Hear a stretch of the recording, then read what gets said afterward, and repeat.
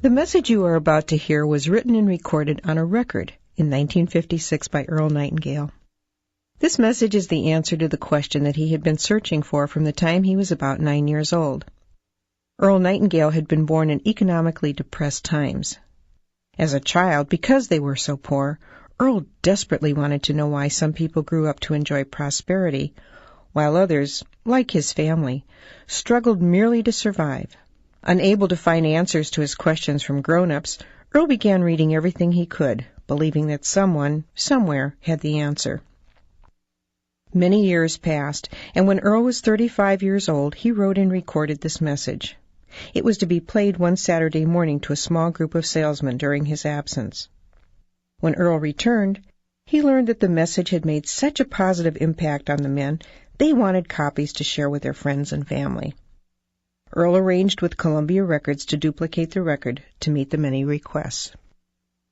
Much to Earl's surprise, in very little time, without any real advertising or marketing, over 1 million copies had been sold, and he received a gold record.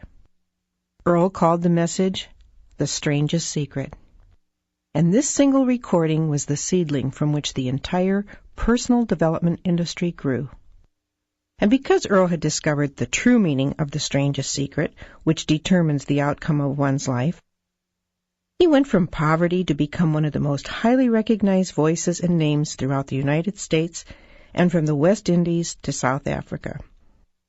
His daily radio program, Our Changing World, was the world's most widely sponsored radio program and was heard daily across the United States, Canada, Mexico, Australia, the Bahamas, Guam, New Zealand, Puerto Rico, the Armed Forces Radio, and 30 countries overseas.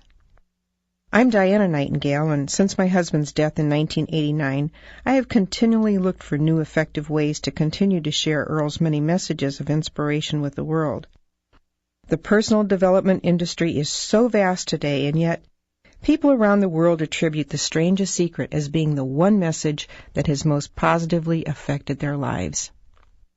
Earl revised The Strangest Secret several times over the past 40 years as times changed.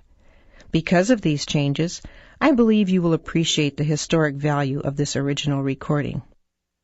As you listen, you will notice how the statistics reflect those of the mid-1950s. You'll also hear Earl mention the other side of the record. But 40 years later, the message is as true and valuable as it was then.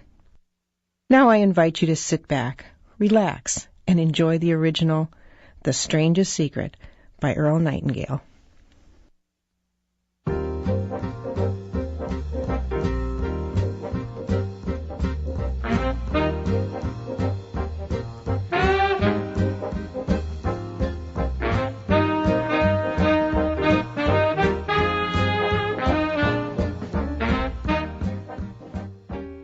I'd like to tell you about the strangest secret in the world. Not long ago, Albert Schweitzer, the great doctor and Nobel Prize winner, was being interviewed in London, and a reporter asked him, "Doctor, what's wrong with men today?" The great doctor was silent a moment, and then he said, "Men simply don't think." And it's about this that I want to talk with you. We live today in a golden age. This is an era that man has looked forward, dreamed of, and worked toward for thousands of years. But since it's here, we pretty well take it for granted. We in America are particularly fortunate to live in the richest land that ever existed on the face of the earth, a land of abundant opportunity for everyone. But do you know what happens?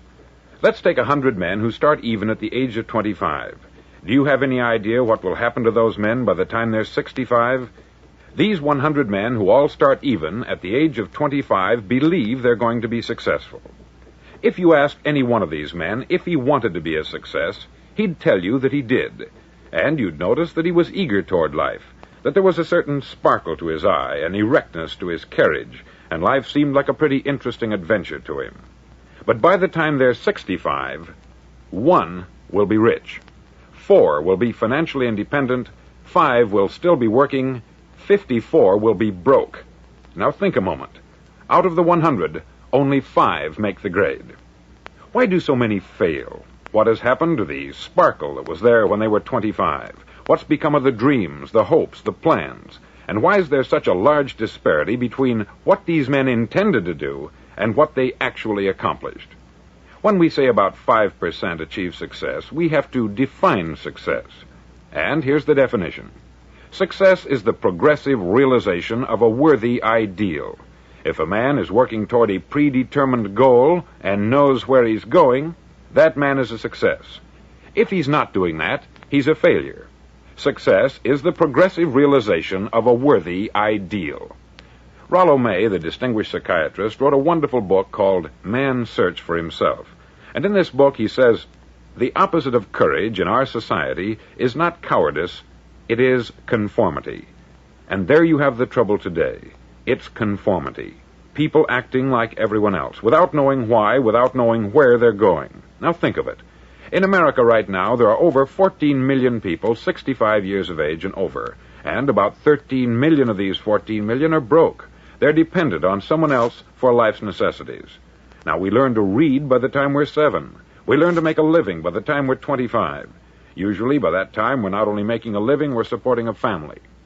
And yet, by the time we're 65, we haven't learned how to become financially independent in the richest land that has ever been known. Why? We conform. And the trouble is that we're acting like the wrong percentage group, the 95% who don't succeed. Now, why do these people conform? Well, they don't know, really. These people believe that their lives are shaped by circumstances, by things that happen to them, by exterior forces. They're outer-directed people. A survey was made one time that covered a lot of men, working men, and these men were asked this question. Why do you work? Why do you get up in the morning? 19 out of 20 had no idea. If you ask them, they'll say, everyone goes to work in the morning. And that's the reason they do it, because everyone else is doing it. Now let's get back to our definition of success. Who succeeds? The only man who succeeds is the man who is progressively realizing a worthy ideal. He's the man who says, I'm going to become this, and then begins to work toward that goal. I'll tell you who the successful people are. A success is the school teacher who's teaching school because that's what she wanted to do. The success is the woman who's a wife and mother because she wanted to become a wife and mother and is doing a good job of it. The success is the man who runs the corner gas station because that's what he wanted to do. The success is the successful salesman who wants to become a top-notch salesman and grow and build with his organization. A success is anyone who is doing deliberately a predetermined job because that's what he decided to do deliberately. But only 1 out of 20 does that. That's why today there isn't really any competition, unless we make it for ourselves. Instead of competing, all we have to do is create. Now, for 20 years, I looked for the key which would determine what would happen to a human being. Was there a key I wanted to know which would make the future a promise that we could foretell to a large extent? Was there a key that would guarantee a person's becoming successful if he only knew about it and knew how to use it? Well, there is such a key, and I've found it. Have you ever wondered why so many men work so hard and honestly without ever achieving anything in particular, and others don't seem to work hard and yet seem to get everything? They have the magic touch. You've heard them say that about someone. Everything he touches turns to gold. And have you ever noticed that a man who becomes successful tends to continue to become successful? And on the other hand, have you noticed how a man who is a failure tends to continue to fail? It's because of goals. Some of us have them, some don't. People with goals succeed because they know where they're going. Now think of a ship leaving a harbor, and think of it with the complete voyage mapped out and planned. The captain and crew know exactly where it's going and how long it will take. It has a definite goal. 9,999 times out of 10,000, it will get to where it started out to get. Now let's take another ship, just like the first, only let's not put a crew on it, or a captain at the helm. Let's give it no aiming point, no goal, no destination. We just start the engines and let it go. I think you'll agree with me that if it gets out of the harbor at all, it will either sink or wind up on some deserted beach a derelict. It can't go any place because it has no destination and no guidance. It's the same with a human being. Take the salesman, for example. There is no other person in the world today with the future of a good salesman. Selling is the world's highest paid profession, if we're good at it and if we know where we're going. Every company needs top-notch salesmen, and they reward those men. The sky is the limit for them. But how many can you find? Someone once said, the human race is fixed, not to prevent the strong from winning, but to prevent the weak from losing. The American economy today can be likened to a convoy in time of war. The entire economy is slowed down to protect its weakest link, just as the convoy had to go at the speed that would permit its slowest vessel to remain in formation. That's why it's so easy to make a living today. It takes no particular brains or talent to make a living and support a family today. So we have a plateau of so-called security, if that's what a person's looking for. But we do have to decide how high above this plateau we want to aim for. Now let's get back to the strangest secret in the world, the story that I wanted to tell you today. Why do men with goals succeed in life and men without them fail? Well, let me tell you something which, if you really understand it, will alter your life immediately. If you understand completely what I'm going to tell you from this moment on, your life will never be the same again. You'll suddenly find that good luck just seems to be attracted to you. The things you want just seem to fall in line. And from now on, you won't have the problems, the worries, the gnawing lump of anxiety that perhaps you've experienced before. Doubt, fear, well, they'll be things of the past. Here's the key to success, and the key to failure. We become what we think about. Now let me say that again. We become what we think about. Throughout all history, the great wise men and teachers, philosophers and prophets have disagreed with one another on many different things. It is only on this one point that they are in complete and unanimous agreement. Listen to what Marcus Aurelius, the great Roman emperor, said. He said, "A man's life is what his thoughts make of it." Disraeli said this, "Everything comes if a man will only wait. I have brought myself by long meditation to the conviction that a human being with a settled purpose must accomplish it, and that nothing can resist a will that will stake even existence for its fulfillment." Ralph Waldo Emerson said this, "A man is what he thinks about all day long."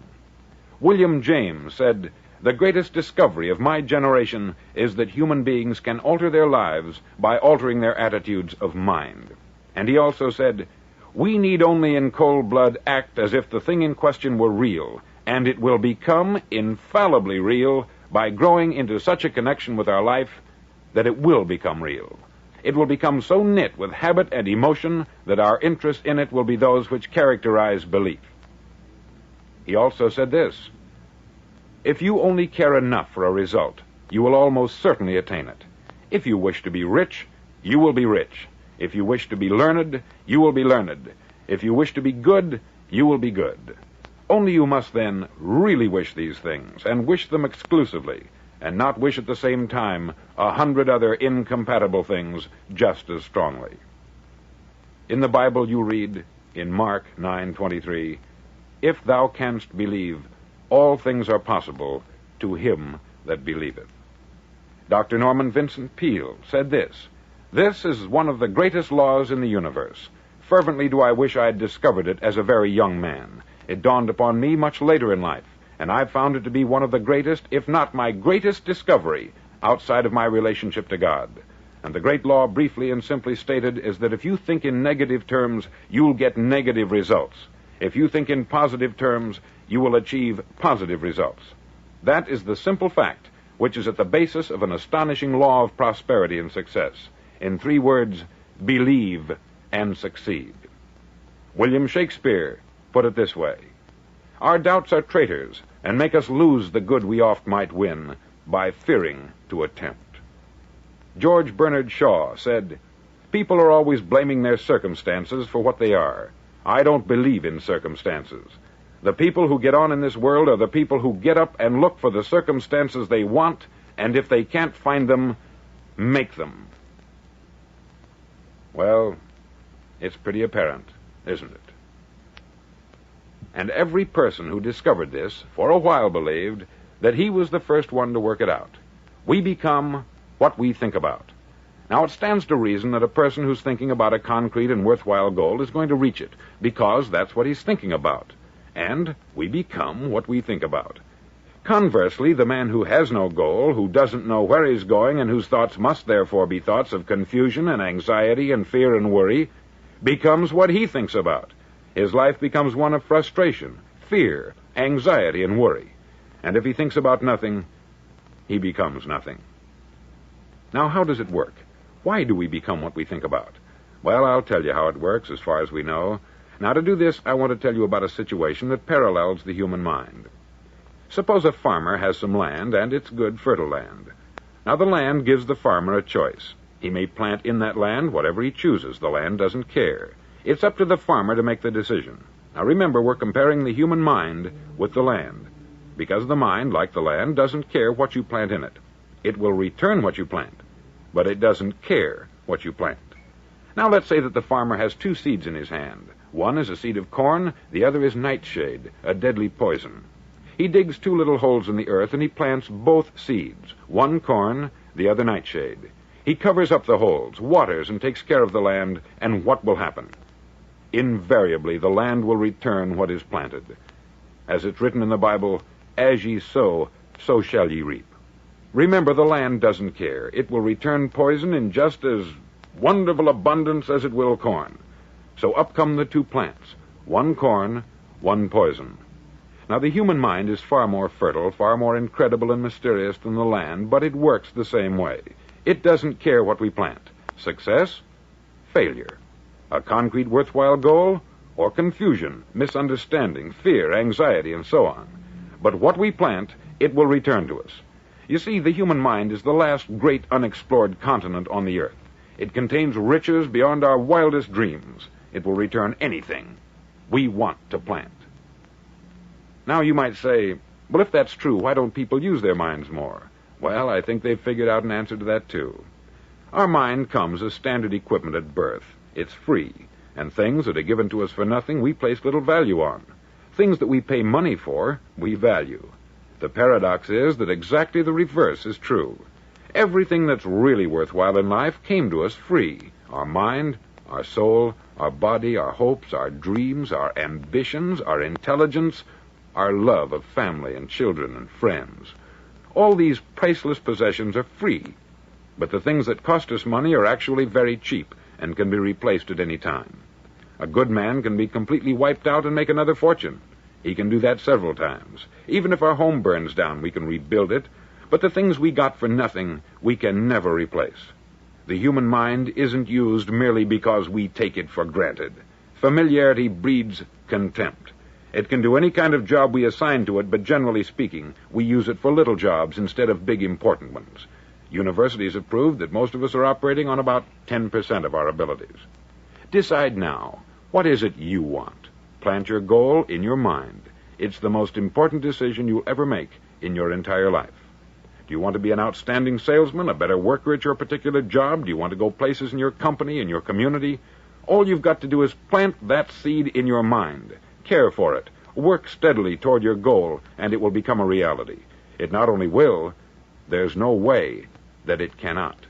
You see, that is a law, like the laws of Sir Isaac Newton, the laws of gravity. If you get on top of a building and jump off, you'll always go down. You'll never go up. And it's the same with all the other laws of nature. They always work. They're inflexible. Think about your goal in a relaxed, positive way. Picture yourself in your mind's eye as having already achieved this goal. See yourself doing the things you will be doing when you've reached your goal. Ours has been called the phenobarbital age, the age of ulcers and nervous breakdowns. At a time when medical research has raised us to a new plateau of good health and longevity, far too many of us worry ourselves into an early grave trying to cope with things in our own little personal ways, without learning a few great laws that will take care of everything for us. These things we bring on ourselves through our habitual way of thinking. Every one of us is the sum total of his own thoughts. He is where he is because that is exactly where he really wants to be, whether he'll admit that or not. Each of us must live off the fruit of his thoughts in the future, because what you think today and tomorrow, next month and next year, will mold your life and determine your future. You're guided by your mind. I remember one time I was driving through Arizona, and I saw one of those giant earth-moving machines roaring along the road at about 35 miles an hour with what looked like 20 tons of dirt in it, a tremendous, incredible machine, and there was a little man perched way up on top with the wheel in his hands guiding it. And as I drove along, I was struck by the similarity of that machine to the human mind. Just suppose you're sitting at the controls of such a vast source of energy. Are you going to sit back and fold your arms and let it run itself into a ditch? Or are you going to keep both hands firmly on the wheel and control and direct this power to a specific, worthwhile purpose? It's up to you. You're in the driver's seat. You see, the very law that gives us success is a two-edged sword. We must control our thinking. The same rule that can lead a man to a life of success, wealth, happiness, and all the things he's ever dreamed of for himself and his family, that very same law can lead him into the gutter. It's all in how he uses it, for good or for bad. This is the strangest secret in the world. Now, why do I say it's strange, and why do I call it a secret? Actually, it isn't a secret at all. It was first promulgated by some of the earliest wise men, and it appears again and again throughout the Bible. But very few people have learned it, understand it. That's why it's strange, and why, for some equally strange reason, it virtually remains a secret. I believe that you could go out and walk down the main street of your town and ask one man after another what the secret of success is, and you probably wouldn't run into one man in a month who could tell you. Now, this information is enormously valuable to us if we really understand it and apply it. It's valuable to us not only for our own lives, but the lives of those around us, our family, employees, associates, and friends. Life should be an exciting adventure. It should never be a bore. A man should live fully, be alive. He should be glad to get out of bed in the morning. He should be doing a job he likes to do because he does it well.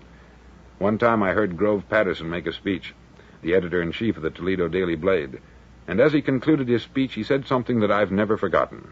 He said something like this: "My years in the newspaper business have convinced me of several things, among them that people are basically good, and that we came from someplace, and we're going someplace. So we should make our time here an exciting adventure. The architect of the universe didn't build a stairway leading nowhere. And the greatest teacher of all, the carpenter from the plains of Galilee, gave us the secret time and time again. As ye believe, so shall it be done unto you." On side number 1 of this record, I've explained the strangest secret in the world and how it works.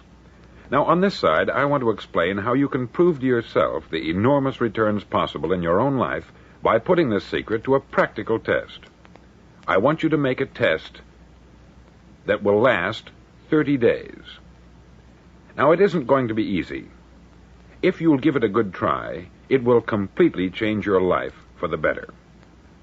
Back in the 17th century, Sir Isaac Newton, the English mathematician and natural philosopher, gave us some natural laws of physics which apply as much to human beings as they do to the movement of bodies in the universe.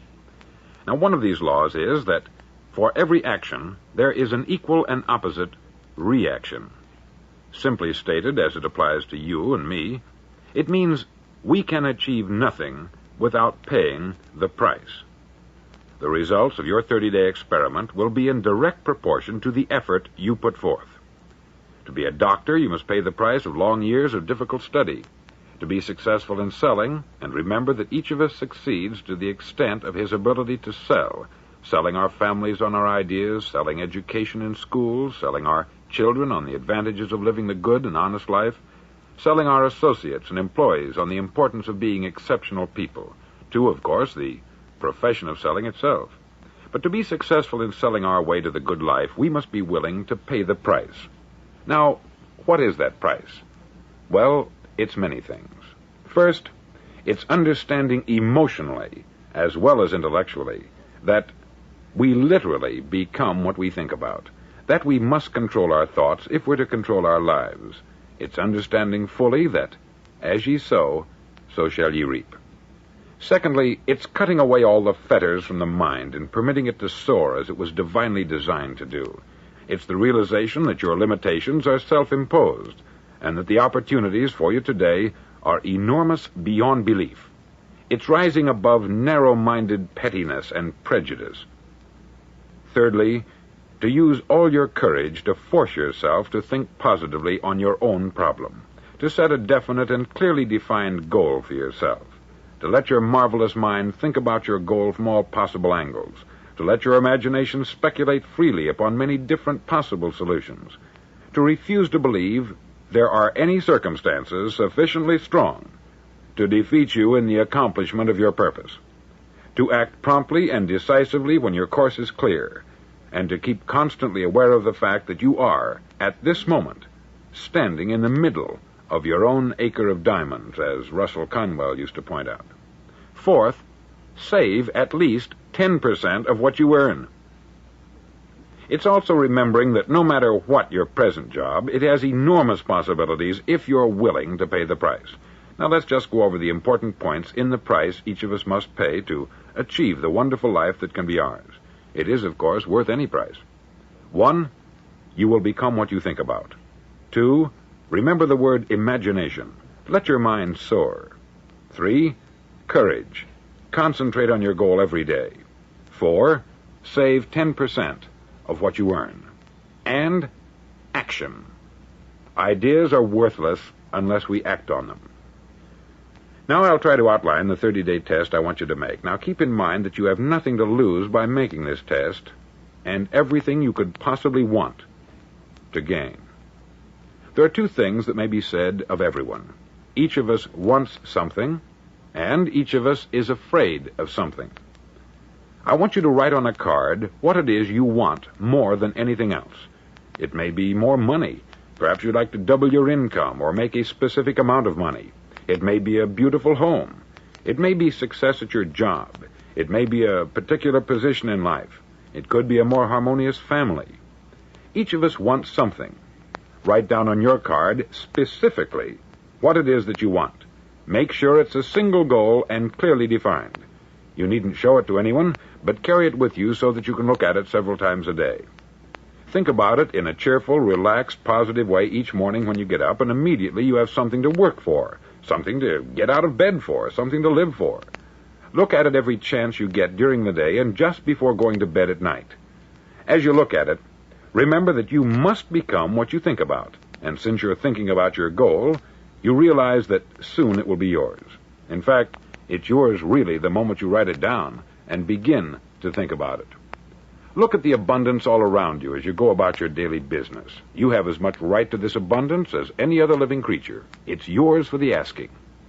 Now we come to the difficult part. Difficult because it means the formation of what is probably a brand new habit, and new habits are not easily formed. Once formed, however, it'll follow you for the rest of your life. Stop thinking about what it is you fear. Each time a fearful or negative thought comes into your consciousness, replace it with a mental picture of your positive and worthwhile goal. There will come times when you will feel like giving up. It's easier for a human being to think negatively than positively. That's why only 5% is successful.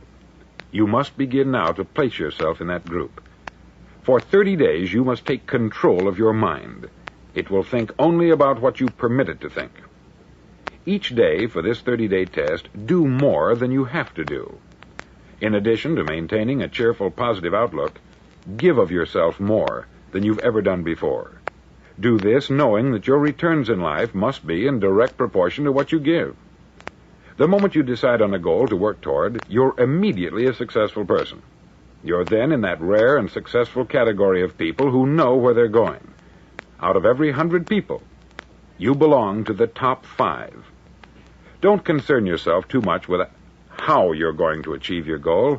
Leave that completely to a power greater than yourself. All you have to do is know where you're going. The answers will come to you of their own accord. Remember these words from the Sermon on the Mount, and remember them well. Keep them constantly before you this month of your test. Ask, and it shall be given you. Seek, and ye shall find. Knock, and it shall be opened unto you.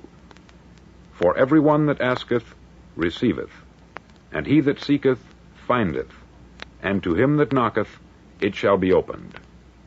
It's as marvelous and as simple as that. In fact, it's so simple that in our seemingly complicated world it's difficult for an adult to understand that all he needs is a purpose and faith. For 30 days, do your best. If you're a salesman, go at it as you've never done before, not in hectic fashion, but with the calm, cheerful assurance that time well spent will give you the abundance in return you deserve and want. If you're a homemaker, devote your 30-day test to complete giving of yourself without thinking about receiving anything in return, and you will be amazed at the difference it makes in your life. No matter what your job, do it as you've never done it before for 30 days. And if you've kept your goal before you every day, you'll wonder and marvel at this new life you've found. Dorothea Brand, outstanding editor and writer, discovered it for herself and tells about it in her fine book, Wake Up and Live. Her entire philosophy is reduced to the words, act as though it were impossible to fail. She made her own test with sincerity and faith, and her entire life was changed to one of overwhelming success. Now you make your test for 30 full days. Don't start your test until you've made up your mind to stick with it. You see, by being persistent, you're demonstrating faith. Persistence is simply another word for faith. If you didn't have faith, you would never persist. If you should fail during your first 30 days, by that I mean suddenly find yourself overwhelmed by negative thoughts, you've got to start over again from that point and go 30 more days. Gradually, your new habit will form until you find yourself one of that wonderful minority to whom virtually nothing is impossible. Don't forget the card. It's vitally important as you begin this new way of living. On one side of the card, write your goal, whatever it may be. On the other side, write the words we've quoted from the Sermon on the Mount. Ask, and it shall be given you. Seek, and ye shall find. Knock, and it shall be opened unto you. In your spare time during your test period, read books that will help you. Inspirational books like the Bible, Dorothea Brand's Wake Up and Live, The Magic of Believing by Claude Bristol, Think and Grow Rich by Napoleon Hill, and other books that instruct and inspire. Nothing great was ever accomplished without inspiration. See that during these crucial first 30 days, your own inspiration is kept at a peak. Above all, don't worry. Worry brings fear, and fear is crippling. The only thing that can cause you to worry during your test is trying to do it all yourself. Know that all you have to do is hold your goal before you. Everything else will take care of itself. Remember also to keep calm and cheerful. Calm and cheerful. Don't let petty things annoy you and get you off course. Now, since making this test is difficult, some may say, well, why should I bother? Well, look at the alternative. No one wants to be a failure. No one really wants to be a mediocre individual. No one wants a life constantly filled with worry, fear, and frustration. Therefore, remember that you must reap that which you sow. If you sow negative thoughts, your life will be filled with negative things. If you sow positive thoughts, your life will be cheerful, successful, and positive. Now, gradually, you will have a tendency to forget what you've heard on this record. Play it often. Keep reminding yourself of what you must do to form this new habit. Gather your whole family about and listen to what's been said here at regular intervals. You know, most men will tell you that they want to make money without understanding the law. The only people who make money work in the mint. The rest of us must earn money. This is what causes those who keep looking for something for nothing or a free ride to fail in life. The only way to earn money is by providing people with services or products which are needed and useful. We exchange our product or service for the other man's money. Therefore, the law is that our financial return will be in direct proportion to our service. Success is not the result of making money. Making money is the result of success. And success is in direct proportion to our service. Most people have this law backwards. They believe that you're successful if you earn a lot of money. The truth is that you can only earn money after you're successful. It's like the story of the man who sat in front of the stove and said to it, "Give me heat, and then I'll add the wood." How many men and women do you know Or do you suppose there are today who take the same attitude toward life? There are millions. We've got to put the fuel in before we can expect heat. Likewise, we've got to be of service first before we can expect money. Don't concern yourself with the money. Be of service. Build, work, dream, create. Do this, and you'll find there's no limit to the prosperity and abundance that will come to you. Prosperity is founded upon a law of mutual exchange. Any person who contributes to prosperity must prosper in turn himself. Sometimes the return will not come from those you serve, but it must come to you from someplace, for that is the law. For every action, there is an equal and opposite reaction. As you go daily through your 30-day test period, remember that your success will always be measured by the quality and quantity of service you render, and money is a yardstick for measuring this service. No man can get rich himself unless he enriches others. There are no exceptions to a law. You can drive down any street in America and from your car estimate the service that's being rendered by the people living on that street. Had you ever thought of this yardstick before? It's interesting. Some, like ministers and priests and other devoted people, measure their returns in the realm of the spiritual, but again, their returns are equal to their service. Once this law is fully understood, any thinking person can tell his own fortune. If he wants more, he must be of more service to those from whom he receives his return. If he wants less, he has only to reduce this service. This is the price you must pay for what you want. If you believe you can enrich yourself by deluding others, you can only end by deluding yourself. Just as surely as you breathe, you'll get back what you put out. Don't ever make the mistake of thinking you can avert this. It's impossible. The prisons and the streets where the lonely walk are filled with people who tried to make new laws just for themselves. We may avoid the laws of man, but there are greater laws that cannot be broken. An outstanding medical doctor recently pointed out 6 steps that will help you realize success. 1, set yourself a definite goal. 2, quit running yourself down. 3, stop thinking of all the reasons why you cannot be successful, and instead think of all the reasons why you can. 4, trace your attitudes back through your childhood and try to discover where you first got the idea you couldn't be a success, if that's the way you've been thinking. 5, change the image you have of yourself by writing out a description of the person you would like to be. And 6, act the part of the successful person you have decided to become. The doctor who wrote those words is a noted West Coast psychiatrist, David Harold Fink, M.D. Do what all the experts since the dawn of recorded history have told you you must do. Pay the price by becoming the person you want to become. It's not nearly as difficult as living unsuccessfully. Make your 30-day test. Then repeat it. Then repeat it again.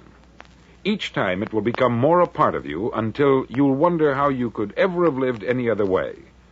Live this new way, and the floodgates of abundance will open and pour over you more riches than you may have dreamed existed. Money? Yes, lots of it. But what's more important, you'll have peace. You'll be in that wonderful minority who lead calm, cheerful, successful lives. Start today. You have nothing to lose, but you have a life to win.